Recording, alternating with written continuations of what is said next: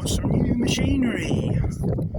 I say that excitedly because it doesn't happen very often. I'm just a small part-time livestock farmer, so we have to watch every penny we spend. But sometimes it just makes more sense to buy something new than it does second-hand. And it wasn't that I didn't look for some second-hand ones, but I just couldn't find anything affordable.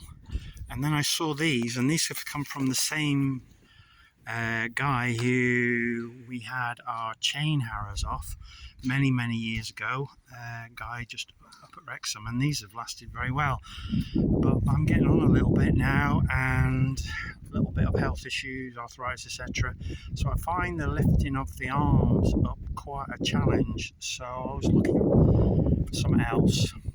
Plus, I was looking more for the spring tine option because I thought might be a bit of a focus this year on trying to improve the grassland. So these are spring tines. They're 3.6 meters.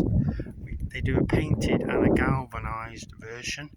I think it's worth paying a little bit more to have the galvanized ones.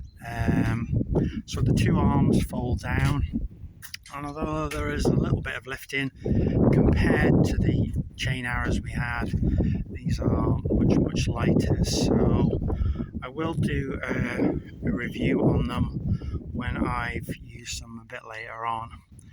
Now obviously you probably noticed some difference between some more of the well-known branded ones than these, and yes, you know, you're saving money, and that does mean you lose some features. One of them, of course, there is no wheels on it to guide the sort of height above ground, so that might be an issue, so we'll have to wait and see. And also the bars themselves are not what you might call floating, so it's all fixed. I think though our fields are relatively level, so I'm hoping that won't be an issue. We'll have to wait and see. I did have a little 6-foot pair of spring tines, which I used to use for sowing a few seeds around gateways and areas that were tread up, and they were fixed, but they worked very well. So a 12-foot one, I think I'll be okay. So wait and see. And the other thing that I bought with this, because it was only an extra £100, there's a little 12-volt seeder that fits on the top on this frame here. I've got to assemble it, but I'm hoping to be able to use that to do some overseeding and some improvement of some of the fields. So it's going to be I guess a trial thing, but I'm fairly confident. I'm very pleased for the price that we paid for these.